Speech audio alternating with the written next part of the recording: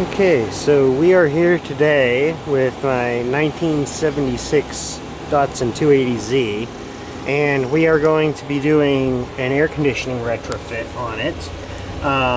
The system was vac down and sealed off basically when the car was restored, but it had never been charged.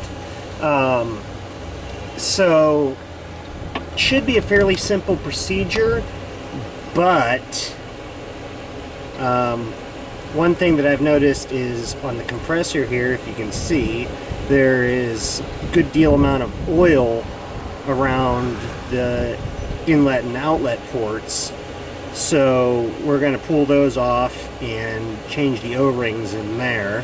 And the other issue that I had seen is, since this is not a factory installation, this was an aftermarket installation installed when the car was bought,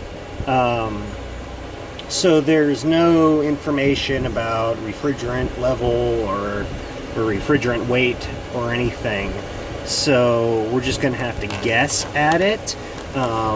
Luckily the evaporator that's installed on, or not the evaporator, receiver dryer does have a sight glass on it, so we'll be able to use that.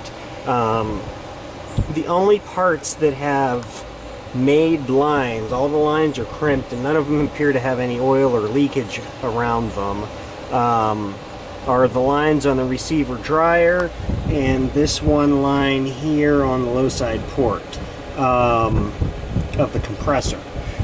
But I did notice on the lines on the receiver dryer there's some cracking at the end of the lines. I don't know if you can see that or not. It looks like it's focusing, but I'm hoping that that's not going to end up causing a problem. But if it does, well, then it does. There's not much I can do about that, and I'll have to replace the hoses.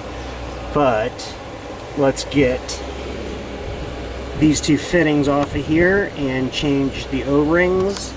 I have right here HNBR O-rings that I'm going to be using on that. I'm not going to be charging this with R134A, though I will be fitting it with the adapters for it.